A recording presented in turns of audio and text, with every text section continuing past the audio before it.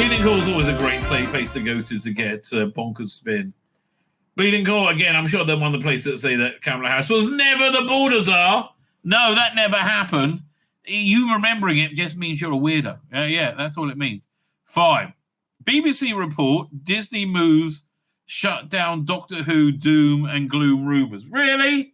Really? I thought their reaction was to somehow confirm it. Said, oh, we haven't even begun to think about season 3 yet. Oh, no, it's far too often. That means they're fucked. Okay? I mean, again, my thinking is they'll probably get a different streaming partner if they can. But I don't know. Like, look, I think the what's more important, Doctor Who to them or having bad or I really don't know. I really don't know. But this attempt to revive the flagging fortunes of Doctor Who has been an epic, complete and total failure, right? In every way, shape, or form. And again, much like the Kamala Harris campaign, they're just lying. It's doing very well amongst children. No, it's not. Where we are. Doctor Who is making a big splash at San Diego Comic-Con this year. Bigger than previous years, since now they got Disney money behind it. I don't think they have that much Disney money. And I think this is it was a cheap investment for Disney. For $100 million, they got how many episodes so far? They got 3, 4, plus 8 is 12, 20, plus the spin-off, right? They got 28 episodes? That's right. They spent 280 million on the Acolyte and got 8 half-hour episodes. So for them, this is a bargain, right? This is a low-budget show. This is money they found down the back of the couch. Doctor Who is making a big splash in Comic-Con this year, bigger than previous, since it now has Disney money behind it. There's a huge booth with merchandise and photo ops. The merchandise is shit. Okay, we went over the merch last stream, and it's shit. I got my stream age restricted for it because I suggested they should get a sponsor they should have a partner of geeky sex toys. Because that's where this era is, right? You need one of Shooty Gutwa on the Kuti, but what's it? How do you pronounce his name now? He changed it, right? You want a Shooty Gutwa butt plug, right? That's your demographic. Who is your demographic? I'll show you exactly who their demographic is. It's here's a picture of him right here. This person, right? That's their demographic, right? Anybody who isn't shocked and horrified by that is their demographic. There we go, doink. Merchandise. The merchandise is shit. Come on. Man, look, here. I was just reading this over Sabbath, and actually it's really sad. Here, one second, let me pull this up. There we go. Just reading this over. So this is from SFX magazine from summer 2014, right? And firstly, you can tell it's before the dark times. They're covering up the bottom of the F, so it looks like sex magazine, right? Back then, when they had a sense of humor, right? And then there was so much merch going on, right? Incredible amount of merch. But here, there's a couple of things that was just like really sad. Because I remember I was right there with them at the time. This article. They're all super excited. Remember this? With the first picture of the new Star Wars, everybody sitting around and go, it's going to be awesome, right? And that belief carried me all the way through to The Last Jedi, right? But the optimism of how this is all going to be fantastic and going back to the original the original trilogy and how it's going to be more authentic. And then... And this is like, the evil of the war, right? We had no idea. And then there's an article talking about Guardians of the Galaxy saying, I wonder if this new Marvel series will do well. Nice shot with Karen Gillan. And then they got a thing about her, a very good horror. I'm not a big fan of horror movies, but Karen Gillan did this movie called Oculus. Freaking awesome, right? Also had Katie Sackhoff in it.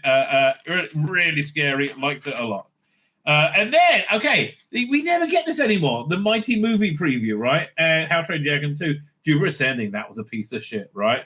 Difference in Evil. Okay, Dawn of the Planet Apes was pretty good. 1 out of 4 ain't bad. What else they got them? New Transformer movies. I mean, okay. Look, Transformer. This was the one with Marky Mark in it, I think. Yeah, the one with Marky Mark. But here, this is what people are interested in. The hot chick, right? That's what Transformer movies are for. But like, yeah, it's we had no idea the golden age, right? The golden age of genre that we were living in was about to just crash and burn, which is exactly what happened. Fine. Well, the huge booth merchandise photo ops. Doctor Who Worlds of Wonder, where science fiction exhibition at the Comic-Con Museum, as well as the official Doctor Who podcast, a panel with showrunner Rusty Davis shooting out with Millie Gibson on the... Again, he changed the pronunciation of his name again. As well as a panel on the science fiction television series with Davis and Star Trek producer Alex Kurtzman. I mean, really?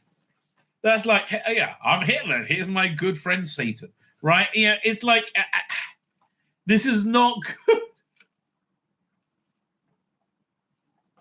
That's not exactly instilling us with confidence, right? And this is more than just a celebration of the series. Series, of course, like every other series or project featured in SDCC, it's a branding exercise, a promotion, and a way to keep the series in the public consciousness. It's not in the public consciousness. They just go, "It's that woke piece of shit, and we're not interested in it." It's not in the public consciousness. Get that out of your head, right? It's just, yeah, that's just where we are with this. It's a push by the BBC and Disney to raise awareness of Doctor Who to get more viewers. And it's going to fail. How's it going to get more viewers? It's a push by the BBC and Disney to raise awareness to get more viewers. It's not about the series. It's not about the fear the series might get cancelled. I think it's going to get cancelled by Disney. I think it's underperforming. Right? I think that's really undeniable. It's underperforming. I mean, they'll deny it, of course. It's a declaration that the series is here to stay. Right? That's like saying Kamala Harris is popular with Gen Z. No, she's not. They think she's an asshole. It's a brand and a piece of intellectual property that's too valuable to cancel. Well, that I agree with. That's a dilemma you have. Right? Same with Star Wars, right? Same with Star Trek. Yeah. And so you just say, we'll just keep making shit, right? And that's bound to be do the trick. No. Ever since Davis and BBC revived Doctor Who in 2005, it became so popular that it's earned the corporation over $100 million in sales. Well, more than that, actually. Licensing, merchandising, and deals and broadcasts. The BBC published their annual report this week, and the series was mentioned 21 times. Again, I mean, this desperate grappling at straws. And the reason it was mentioned was to give the false impression that it was doing well, right? That's why it was mentioned. That's the only reason why it was mentioned, to give the false opinion, not false impression, that it wasn't failing. That's why Russell Davies keeps lying through his ass, because he doesn't say, "Oh yeah, it's failed," right? It's fine. So the broadcasting, leaving the annual report. From Doctor Who, the Planet Earth 3 to Ghosts to Traitors, it stated in a subsection titled Economic Impact of Doctor Who. The report stated that the production series has contributed 134.6 billion, that's going to be 1.73 billion, not million, in gross value added to the Welsh economy since from 2004 to 2021. Yeah, that's not that impressive. I mean, it's okay. It's not bad, but like that's a metric designed to give a big number to make you go, ooh. But it's like, yeah, it's everybody lives in Wales. It's their pay for, 17 years, right? Which means here, let's do the math. We'll do it in dollars. It is. Come on, here we go. Doink. Come on in. There you go. It is I will say 330 million, right? 330 million divided into 17. That means $19 million a year get paid on average gets paid out in salaries to people who live in Wales. Well, okay then. Isn't that where the majority of the money of the production goes? Right? That's not like, oh, how can it be? That's what Doctor Who, Torchwood, and Sarah Jane Adventures, and Class and everything combined, right? Moreover, the report found a significant legacy impact of the show commissions. Series Torchwood, the acted very well. Sarah Jane, the acted very well. Widely acknowledged the catalyst involvement of Southwest Creative Cluster and the high-end television and drama production. The Welsh screen sector, now the largest in the five, one of the largest in the five industry subsectors prioritized by the Welsh government account. Oh, for fuck's sake. Okay, yeah, numbers. Right? It just, again, saying big numbers doesn't make... this is the new series they're announcing. Oh, look! It's being led by a stunning and brave woman of colour. Who could have seen that coming, right? Do you think Russell Tovey and Alexander Devrient will be gay lovers? Could be, right? I wouldn't be at all surprised. The War Between the Land and the Sea. Fuck off. It's even got a boring title. And Gemma Redgrave, another boring actor. She is just boring in this role. Right? In short, Doctor Who is a major contributor to the Welsh economy and the British economy. You notice how he's not actually answering any of the points, right? How he's not actually dealing with anything. Just like, it's doing the bestest ever. Bestest ever. It's been a constant creator of jobs and therefore a steady source of employment with jobs posted currently. Crew and personnel produce an upcoming spin-off, The War Between the Land and the Sea, that begins production this September. Again, so does Starfleet Academy, amazingly, right? It has provided training. Yeah, I understand that, right? All that happened, right? It's still doing very badly, right? It's still massively underperforming where you thought it'd be massively overperforming. That's all true. That's all 100% true. It doesn't matter how much people complain about the show being woke now and gloat that it will be cancelled. It's not a question of gloating. I mean, I would like it over because it's just shit and I can't stand it taking up my bandwidth, right? But, it is woke. I don't know what to... Again, once you have Doctor Who spending an entire episode trying to get his leg over with another bloke, yeah, that's fucking woke, you fuck-nut moron. Yes. Duh. Oh, is it woke when the doctor's trying to suck a man's cock? Yes, it's a little bit woke at that point, right? A little bit, yes. Oh, but love is love. Yeah, so love is love off screen, mate. The series is not going away. Well, I believe that. Look, again, they're going full steam ahead making the Ray movie, right? They're making the Tilly TV show. It makes no sense to me, but it is. And it's not like it's popular, right? You can't say these things are happening because they're popular, because every objective metric says it's very unpopular. The series is not going away. The BBC has every incentive to keep producing the series for the foreseeable future. That's true, since it was already generating earnings before the deal, along with Disney. Yes, but it's massively underperforming, right? Underperforming to the point that Disney may not be interested in re-upping after its commitment is used up, right? And there's nobody saying, oh, no, they're really interested. No, they're going, we'll have to wait and see. Who knows? No, BBC have recommissioned it, as far as I know. But we don't know who the streaming partner will be.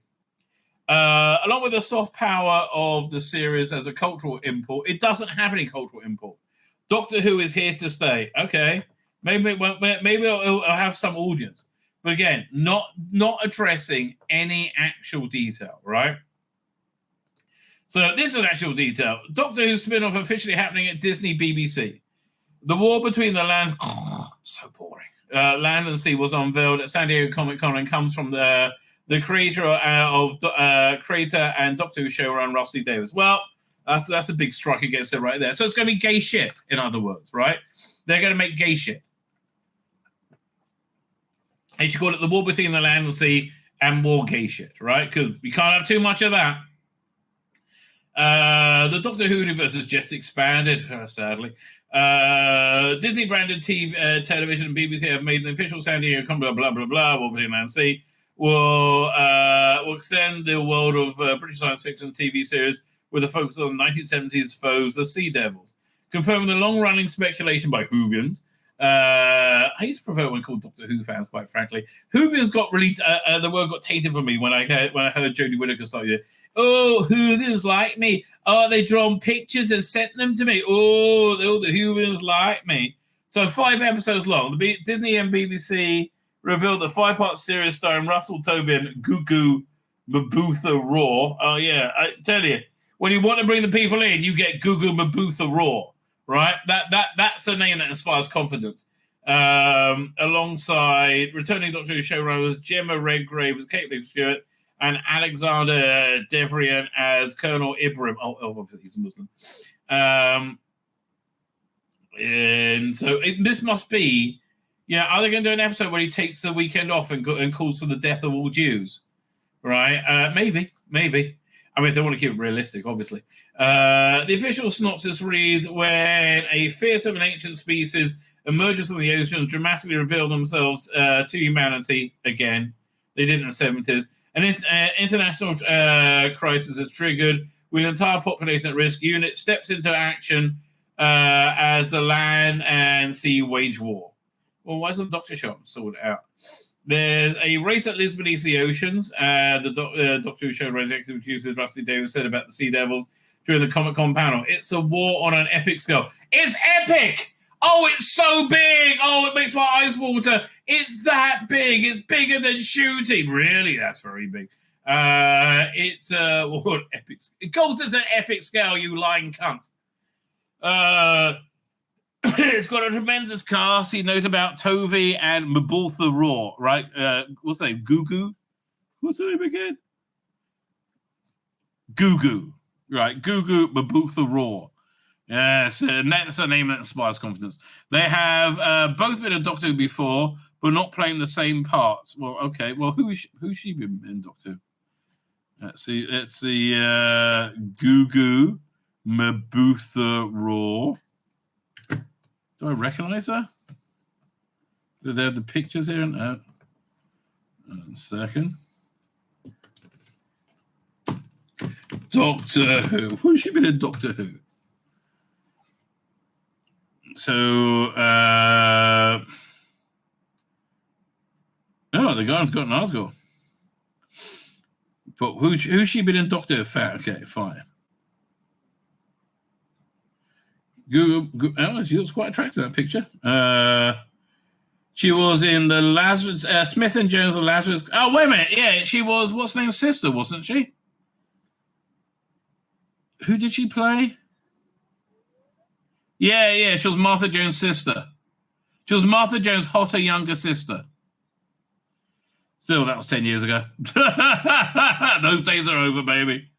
Okay, Gugu, you stay there, honey. Hi, Gugu. What are we up to? We're not playing the same parts. The series comes as Disney and BBC look to rival Marvel Cinematic Universe with the spin-off created by Davis. I'm so lucky to work with such a magnificent cast, and some of them are stunning, and some of them are brave, right? This is a huge, muscular, thumping, throbbing, veiny. What? No. Huge, muscular, huge, muscular, thrilling drama that would shake the Who universe to its foundation. No, it's not, because this isn't. Everything post 2017 isn't Doctor Who, right? Foundations. When the Doctor went down, the whole of humanity is trouble. David said in a statement. He wrote the spin-off of Pete McTeague. Oh, okay, good for him. He's taking a break from doing his the ads for the D Blu-rays. And thankfully, I think this season 20 Blu-ray release was the best one in ages for not having a little story. Quite frankly, there we go. Oh man. And this is actually me being better. Filming on spin-off will start next month with Dylan Holmes Williams directing. Nothing says a man of the people like a name like Dylan Holmes Williams. There's no word on the premiere date. That'll be, I guess, a year from now, where it'll be available internationally and BBC One and BBC iPlayer in the UK market. The War Between Land and Sea is produced by Bad Wolf. Well, good for you. BBC Studios for Disney branded television and the BBC. It also produces the latest season of Doctor Who. BBC's hit science fiction. It's not a hit. Launching on Disney Plus with BBC, with Shooting Gatwa starring the 15th Doctor and Millie Gibson as companion Ruby Sunday. Besides Davis, executive producers will be Phil Collins and Joe Collins, Julie Garland and Jane Trader. Yeah, it's boring. Right? It is boring. Sadly, but that's really true. It really is boring, isn't it? Let's see what else we got over here. So we have a first look with Nicola Coughlan. Now, I have nothing against Nicola Coughlan. I quite like Derry Girls. I thought that was a fun show. I thought she was fun and well cast in it. I think that she's been catapulted to fame because she's reasonably funny and she's fat, right? I think her being fat makes people feel good about themselves, that they put them in their TV shows. Because I went on this long rant last week about how being attractive is probably one of the most important parts of being an actor, right? It really is. That's what that's what they get paid for. And again, I've nothing against her, but she's not leading lady material because she doesn't physically fit that mold. And I know I'm making her leading lady material to say, oh, that mold's irrelevant. No, it's not. It's not. And again, lovely person. And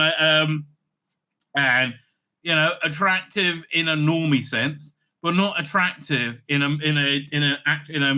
TV actress, a movie star actress time away. So the first look at teaser for this year's Doctor Who Festive, Joy to the World. Great title though. Has been unveiled at San Diego Comic-Con as part of as the panel attended by Shooting Gatwa, Millie Gibson, showrunner Rusty Davis, and fans were treated to a new clip from the Moffat penned episode. Really, you couldn't even do a lower. Is that a 0 or is that a O? You couldn't do a lowercase of Moffat, you illiterate cunts. The clip was introduced by star Nicola Coughlan, who confirmed the episode's punning title refers to her character Joy. Well, of course it does. It's not going to be about Doctor Who. It's going to be about a stunning, brave woman, a determined woman whose life has changed forever when she meets the Doctor. The sequence, as you can see below, she sees the Doctor zip from Manchester in the 1940s. Slip from. Well, I guess we'll just watch it, right? 1 second. Okay, where is this? Joy, Mrs. of Joy. Aloha H, it's me, Nicola Coughlan. I am so sad I can't be at San Diego Comic-Con with you all, but I hope you're having I don't think you're sad, darling. I don't think you're sad at all. An amazing time. So I am thrilled. Well, what's an amazing time? Am I getting a hand job from Scarlett Johansson? No. Right? And again, lovely woman, I'm sure, just not attractive. Okay, I'm sorry, not movie. When she's on TV, she's supposed to be one of the farties, one of the normal people in the background, right? That's who she's supposed to be. To be joining Doctor Who for the Christmas special this year, and I am so excited for you to meet my character Joy, a determined woman whose life is changed forever when she meets the Doctor. Bored already. I had the best time shooting this episode with she. Well, that's what it's all about. You enjoying yourself, darling. Absolutely. And the whole crew. I cannot wait for you all to meet Joy. Now, I can. Before I go, I want to personally give you all a first look at the special coming this. You're not personally doing everything. This is PR bullshit. This Christmas to Disney Plus and BBC iPlayer. Enjoy. And is she dressed as a French maid? That would make it go up my estimations. Joy.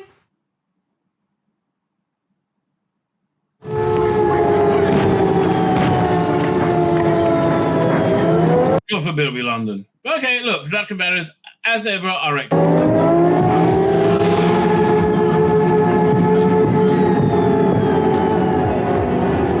Well, that looks like the patriarchy to me. Oh, if only I had the same power as men and I could vote and I wasn't oppressed. Close the window, Basil. There's a war on. The cathedral's been hit. Don't think there'll be much left. I used to know someone who lived up that way. Long time ago. Woman, was it? 2 women, in fact. Well, that doesn't surprise me. It's the end of everything, you know. Everything we hold dear. Well, yeah, it's pretty true of this era of Doctor Who and the last one. Democracy itself will fall. Ham and cheese toasty and a pumpkin latte. Oh, God. Nothing makes a situation worse than Shooty Gatwa walking into it and grinning. No? Okay.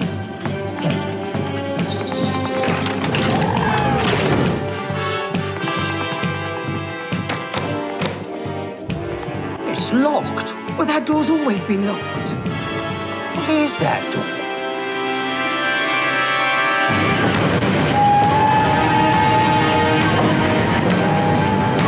I mean, again, one of the big problems with this is Shooty Gatwa. Right? As soon as he walked in, I was like, oh, stop being Doctor Who.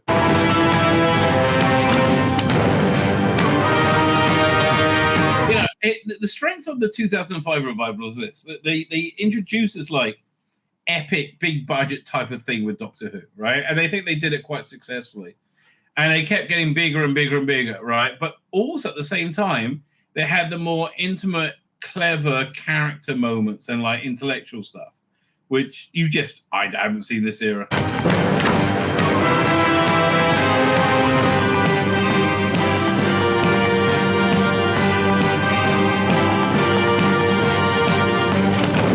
Ham and cheese toasty and a pumpkin latte. Who are you?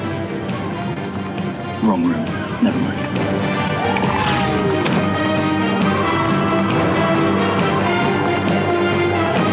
Again, I'm just irritated at this point, right? Why is this doc so stupid?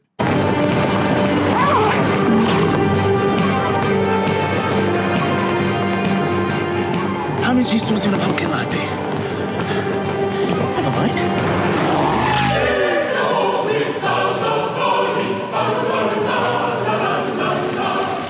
I like it set in Christmas, right? I do like that. I like the Christmas specials in general. Frankly, I would love Big Finish to do a box set of like classic Christmas specials, right? That would be wonderful. But It's the season to be showing. Don't we know our day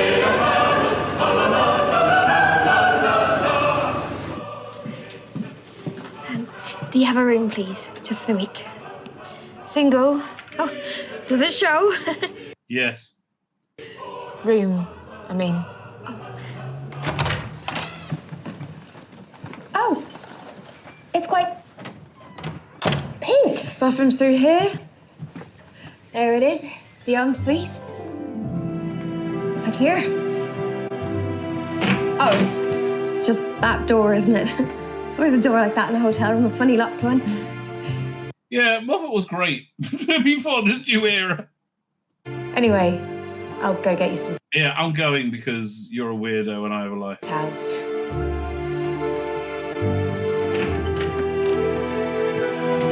I wonder if she's going to meet the woman of her dreams and fall in love. Could be. That could happen. Oh. Hello. Merry Christmas. I'm Joy. And she's saying hello to a fly. Fuck me. Man, she is one of the unfuckables. Welcome to my room. And I thought I was going to be lonely. I was going to shop with a ham and cheese toasty and I'm like, well, what happens if he walks into me? Like, I can't have ham and cheese toasty, I'm Jewish. You anti-Semitic cunt.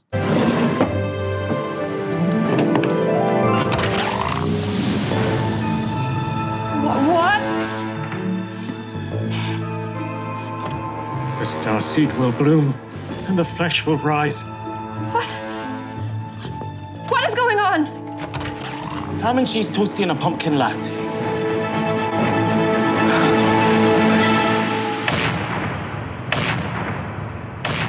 God, I wish it wasn't. Yeah, that looks like... no, it looks like everything else. All right, it looks like everything else. I'm just not interested in. Oh, look, I'm sorry, mate. Russell, you have just fucked this whole era. You fucked it in the ass, right? And not in a good way, right? You have genuinely fucked this whole era. But it's so underwhelming. Oh, my God. It's so underwhelming. What's this teaser? Okay, let's see what this is.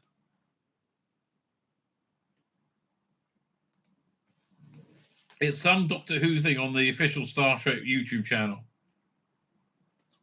Let's see what it is, right? I mean, that makes a pretty good segue.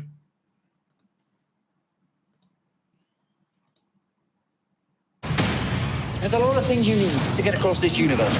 Warp drive, wormhole refractors. Most of all, you need a hand to hold. See, I mean, look at this. They are just so not going for current day Doctor Who. Right, they know it's shit too. They know nobody else wants it. Look at this. This is from 2005, isn't it? 2006? Yeah, 2006. This looks like. Does he even have his costume yet? I don't know. We came 18 years old. seeking friendship. That's what the starship was all about. I'm a lord of time. I'm a lost and fallen. Oh yeah, now they've fallen off the cliff, right? I don't know, but if you're a Star Trek fan, you're watching this, you don't get like look at it. Ncuti actually sounds like he has some gravitas over here. You don't realise he's just constantly trying to get his leg over. I'm a lord of time. I'm a lost and fallen planet of Gallifrey. And we have work to do. Rose Tyler, you're a genius! Captain. There are so many reasons Again, best Star Trek in years. to join Starfleet. We get to reach for the stars. Take us out. Aye, aye, Captain. But most important, we get to reach for each other. Oh God! You mean we get to have a reach round? No, she's gonna eat you. It's Tilly. She's gonna eat you. Wherever you go, we go. It looks even better through your eyes. I think we make a pretty good team. My friends have always been the best of me. Well, so help me, I'm actually pleased to see you. How long are you going to stay with me? Forever. Yeah, this is like they put all this good stuff on the screen. They go, oh, whoa, and then they just put the little bit of shit in there so you don't really notice it, but just to legitimize it. Let's make sure history never forgets the name Enterprise.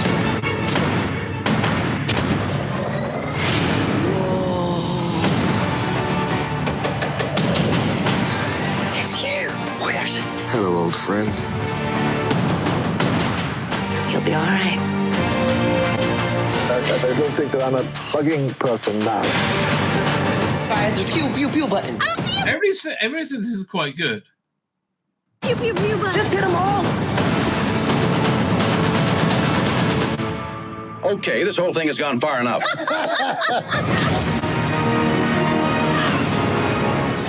Is this like the intro to the panel they did? There are 400 billion stars in our galaxy. Doctor? We've only explored a tiny fraction. You have a lot of work to do. I'm having the best time. Man, Ncuti is like nails on a chalkboard to me now. You're going to be someone else.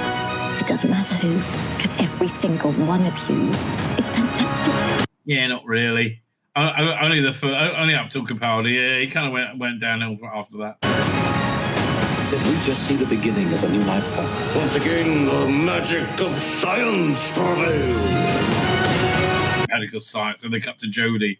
Really? Who are you trying to kid? What's the mission? Explore.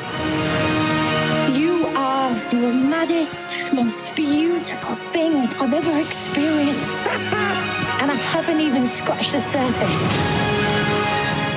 She was so bad as a doctor. Communication is a matter of patience, imagination. These are qualities that we have in sufficient measure. You changed me. You made my life bigger and better. This has become my home, and you have become my family. I mean, this matchup does go quite nicely together. I do have to say. Lower decks, friendship.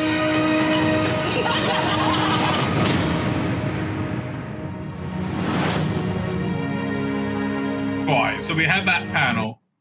Let's see. It's Bleeding. Let me see who's talking about it yet. Did we get a report from Bleeding Cool?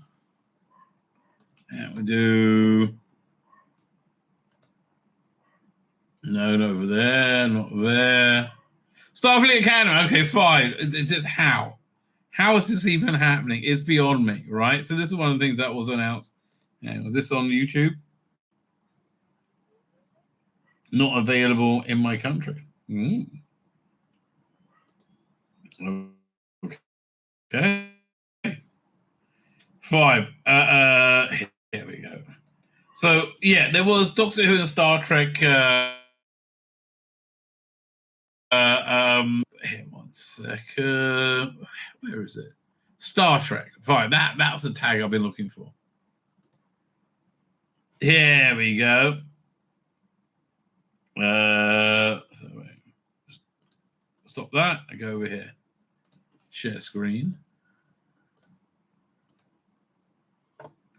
So they had a big Doctor Who. We saw the big Doctor Who Star Trek panel. What's this? And Alex Kurtzman and Rossi Davis have bromances. Really? Geek bromance on display. But how are you both so shit at making Doctor Who and Star Trek then? Like, I don't get it. I don't get how are you like these geeky people and you're like so devoid of any idea of how to make Star Trek or Doctor Who. During Doctor Who X Star Trek panel, Rusty Davis and Robert Kurtzman put their geek bromance on display to bring the fandoms together. Well, you need to bring it together now because you've like chased away most of the people from both those fandoms. I guess you need them to if you amalgamate them, you might be able to get some of the viewers. It's the genre version of the Great Replacement Theory. Science fiction geekdom converge on Saturday at the Intergalactic Friendship panel. Star Trek X Doctor Who, where Alex Kurtzman and Rusty Davis met up in a showrunner bromance where the executive producers confessed their love for each other's series. And there was also a Friendship is Universal exhibition gallery experience in the Gaslight Quarter featuring costumes, props from both props and sets from both shows. Oh, that sounds interesting. I wonder what sets they had. That'd be cool. This is the closest thing you'll get to a live-action Doctor Who and Star Trek crossover you'll get, unless they've announced something at the panel. Well, they did sort of, but that's not what we're. Yeah, everything announced was lame, and who gives a shit? At least not for now. More on that later. So we have that teaser opening. We just watched that. At the panel, Kurtzman professed affection for each. Kurtzman and Davis confessed affection for each other's beloved series. Yeah, I mean, I love Doctor Who and Star Trek. Man, they are, just intrinsically, seared onto my geeky soul. Right? I love both of them. And affection for each other's versions of the beloved series. Sorry. Each of your versions of beloved series is shit. Because of that shooting out was emotional heart on the sleeve Doctor is the one he related to most. You lying Hollywood cunt. You lying Hollywood cunt. Davis repeated his love for Star Trek Discovery. Oh, I bet you do, you fuckwit. Saying that it's his favorite show with the series celebration of friendship. How is the series a celebration of friend? It's a celebration of narcissism, right? Right. It's certainly not a. How is that a celebration? Are they out of their minds? I mean, that's just kind of short-circuited me. Please. The theme of the panel and his favorite captain was Michelle Burnham. Blah! Again, Russell, you need just to get out the fucking way, okay? You need to get out the fucking way. If this is your creative instinct, it explains why everything has been a massive fucking failure. Her favorite captain was the narcissist in chief. Oh my God, Michael Burnham. And I also love Ray, of course, as well. He said the panel was a celebration of the positive parts of fandom. What do you mean? The teeny tiny little rainbow-colored queer weirdos, right? And you're not weirdos if you're gay, but this queer thing is weird, right? That tiny bit of fandom you have left, yes. You mean that? Yeah, the positive bit of fandom. Fuck you. Who then turned around and become the biggest gatekeepers in the whole world. And then, well, you can just leave them. Goodbye. Sounds now. Positive of the positive parts of fandom that kept both series alive for decades, with a condemnation of toxic hate from the darker would-be gatekeepers and fandom. Fuck you! I'm sorry you get criticized for doing woke shit. Fuck you. Oh, man. How about this? How about not doing woke shit and then we won't say, oh, that's woke shit? You ever think about that sage-like plan? No. Oh. I mean, literally, you've destroyed both fandoms. You fuckwits. Oh, my God. And the thing is, you didn't have to. Like Terry Metalis, he could have been your boy, Kurtzman. He could have cloaked you in glory. But no, you would have been like a fan favorite if you just let him run things. Oh, fuckwit. It just is. He's a fuckwit. Well, he lost fandom. Davis said he doesn't listen to online complaints. He just listens to his own instincts. Don't do that anymore. They're all wrong. Every instinct you have is a bad one, Russell. That's why, all that smug is just got wiped off your face. We share values and perspective on the world. Yeah, we're both woke as fuck. I understand. We want to tell stories that are illuminating on the human race. Yeah, we're both woke as fuck. I understand it, says Kurtzman. The friendship between the Doctor and Ruby in the last season has something different. No, it didn't. It speaks to a new generation in a new way. No, it didn't. And if it did, it would have done. If it did, it would have had some kind of traction. It would have had some kind of impact. But it didn't. Right? It didn't. Where are we up to? Kirsten said when he saw Star Wars as a child, he realized the world of the future was built by people who watched Star Trek. David talked about watching virtually every episode of Doctor Who live on television since he was 3 years old. Well, that's normal. And the old episodes are now lost due to the BBC wiping the tapes, are permanently imprinted in his mind. As for the difference between the shows, David said the Doctor would never join the military. Have you ever seen the War Machines? And the military would never put up with that idiot. Wait, did you not? Did you miss? What? Did you miss the Pertwee years? Where he joined up with the military and they did put up with that idiot. What? What? What was earlier. David said the Next Generation episode yesterday's Enterprise had a deep influence on him. That was a great episode. Oh, I love that episode. His first memorable impact as a fan. Of course, both writers were asked what they would like to do given the chance to contribute to the other show. David said, Borg, Borg, Borg. I love the Borg. Well, again, like every other one of Russell Yeager's ideas, tired and out of date and done to death. Of course, he loves the Borg Queen. Kurtzman, is there room for more Borg? It's a world travel story. Yes, it is. Davis happily said, there's always a way. Daleks keeps coming back. Nobody mentioned that the Cybermen were pretty much the Borg. Well, we all did, actually.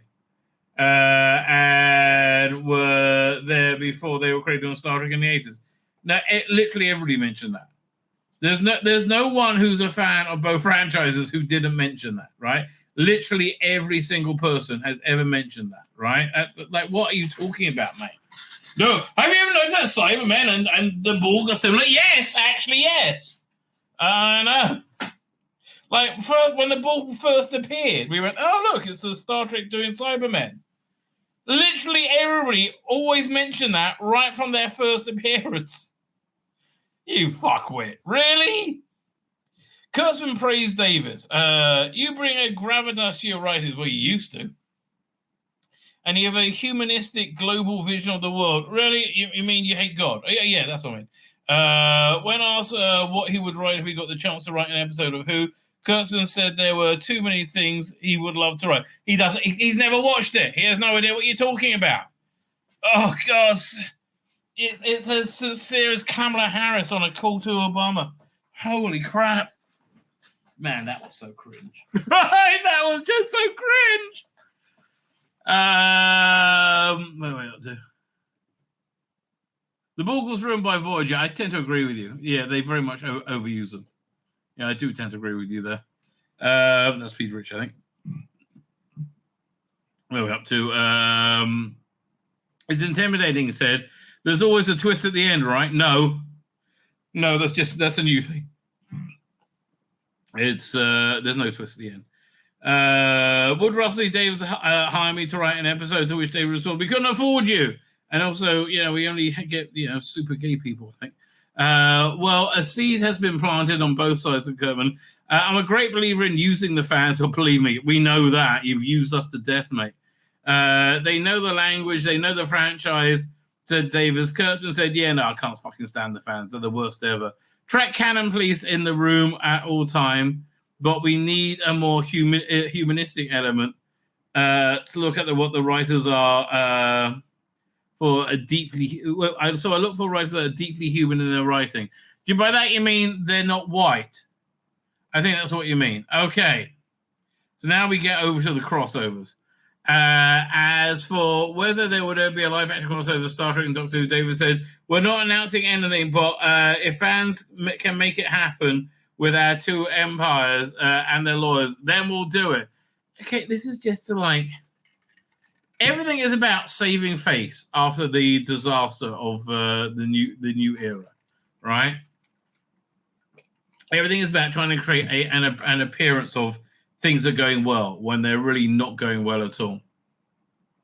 The final 10 minutes of the panel will give us questions from the audience, and one fan asked if the bigger on the inside ship from the Enterprise over the future tense is a TARDIS, David said, let's make that canon now. It's a TARDIS. Oh, fuck off. As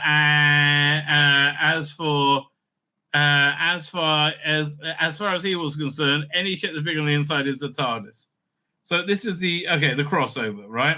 The only Star Trek talking crossover now, so there may not be a TV or movie crossover between Star Trek and Doctor Who anytime soon. But the panel announced a crossover coming, a mobile game. Please calm down. Cartoon version of the 10th Doctor, River Song, and the Daleks will meet the crew of the USS Cerritos. That's from Lower Decks. In a new story. In a new story in mobile games, Doctor Who, Lost in Time, and Star Trek Lower Decks. Hey, at least it's free, unless you're so hooked you pay for the microtransactions. We are sorry. Yeah, this is just so dull, right? At the end of the panel, the reiterated parent support for the Boys and Girls Club of America. Okay, that sounds very suspect. What to tell you? I do not know what to tell you. It all sounds very suspect. Here, so I think I got some video of this. Was it? Oh yeah, here we have the trailer for this game.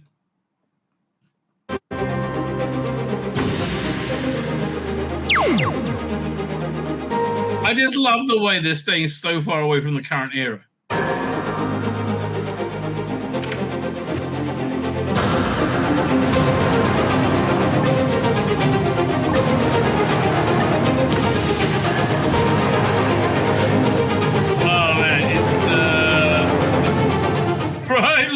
Looks like absolute twaddle, as you would expect, right?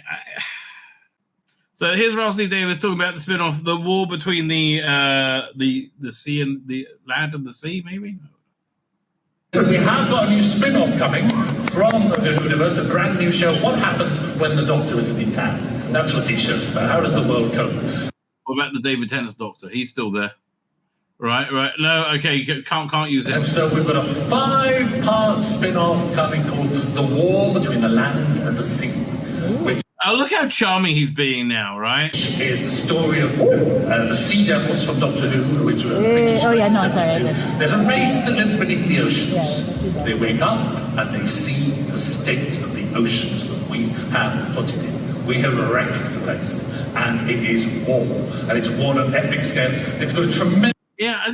The tragedy of this, it sounds like it could be awesome, right? It sounds like this could be like a real modern take on a Malcolm Hughes type thing, you know. It sounds like it could be awesome, but you know it's not.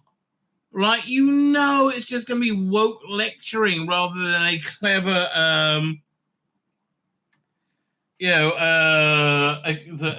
a clever take, right? It's just going to be boring woke lecturing. In this cast, I'm here to announce that it is starring Russell Tovey.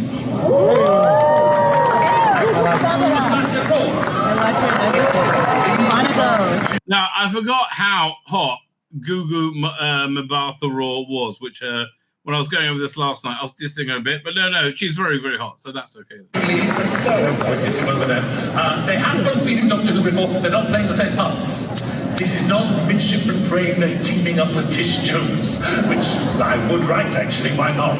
Big Finish to do that. But it's important. Look at those two actors. We're so... Yeah. And I'm just so uninterested in this, right? Like, just so deeply. I mean, like, here, one second. I think I'm more uninterested in the Tilly series. Like, why? Why would why? We're going to talk about breaking the fourth wall. Let's see here, Ross Lee Davis' thought process behind that. I think it's part of the show going forward, to be honest. It's breaking the fourth wall. The fact that we all know that phrase means that it's very well known. It's a thing. Lots of things do it. Lots of shows do it. And I like it. I think it's fun. I think everything I've ever written is just one beat away from turning to camera. I mean, the trouble is when you break the fourth wall, you shine a highlight on the artificiality of it. Make it you show that the story it's not real, right? What do you think? Personally, don't you want to talk to a camera? Well, in my mind, I pretend there's a camera there just to give you know, someone says it's doing, and you want to know. Yeah. I think it's the increased instances of narcissism in the world, right? I just can't see. Again, what you don't want to do with a show like Doctor Who is detract from its authenticity, right? Which you do by breaking the fourth wall. It's genuinely there, I think. So I can promise you more music. I'm sure many people are delighted to hear that. Come on, you want properly rap? Come on, rap! There's more music. And yes, there's some great. And there's a very, very. It's not a musical episode, but it's not. Was it con appearances brought to you by cocaine? Russell Lee Davis is sniffing something to make him feel this good. A musical, but there's an episode that's packed full of songs. I should say no more, I'm giving away too much, but we love all that, and it's enormous fun. And Doctor Who should be everything, and do everything, and go everywhere. Songs are part of it, absolutely. Yeah, should it be gay porn? Well, I guess for you would say yes. However, yes, Rob Picardo is still paying the EMH. I assume, unless they've resurrected the ECH. Remember that one where he becomes the emergency command hologram? That was really cool. There's an extra pip appear. But again, Shooty and Millie, and they just went on the charm offensive like I hadn't seen before, right? This is so polar opposite to where they were before. Look at these people. They're actually nice to look at and charming, right? Where is it? Kardashian accent a oh little my bit. God. Oh my God. Yeah. I feel like you can't do Comic-Con without these two. Doctor Who's in the house. Welcome to MTV, guys. Hello. Shooty. Millie Gibson is the most charming one there. I mean, it just is. Hey, Millie, we have just come off an amazing moment. Your first Comic-Con, you did the Hall H. I was privileged to moderate your panel, and there was a lot of love in that room. There's a lot of people in that room. A lot of people. A lot. That room just went back and kept going. Yeah. It didn't stop. I said, where is the end? Yeah. Wow. It was magnetic, though, honestly. Yeah. I mean, again, thank God she got a new job was it Peyton Place? Or the Full-Size Saga? Because now she's a little less droopy than she was when she was unemployed. Love in there was just so beautiful to experience. I feel like we've not been able to experience people firsthand. It's all been online, so it was nice to actually meet people in the flesh and see them. Do you get like? I imagine it was very curated. In the times when you do see people in the flesh and they recognize you, like, is the reaction? I mean, is there a typical reaction? Is it extreme? Is it just love? Well, Shooty says, like, when people see me, they like look and they start crying. I think they're trying to emulate my take on the Doctor. Then they run away, right? Are there questions? What is a typical Doctor Who reaction? I think it varies, but it's always full of love. Honestly, a Doctor. I think Millie is probably something along the lines of, "I want to come on your tits," right? I think that's the only right reaction. Who fan is just one of the special ones out there, and the show's nothing without the fans, so it's always a pleasure to meet them. Show's nothing without the fans. Look, I mean, what a 180 from where they were. It's beautiful. It's quite it's quite like. Quite profound. Yeah. When you meet people because they've came with a story as to why they love the show or who they've watched it with, or it's lovely. And what's it like to also encounter fans that sometimes will know the show better than you do? Like, frankly, Oh, like they just know it better. They all know it better than you. You're like doing a job. This is their life. They know it better than us. I was nervous to go into that hall because I was like, if we get asked a question, I don't know. We'll be refer to Russell, obviously. But yeah, look, they are being so professionally charming. Good question. Yeah. It's cool. It's cool. There's so much history to catch up to, and there's so much lore. And, they're the best critics because they know it best. Do you find yourself when you get a script?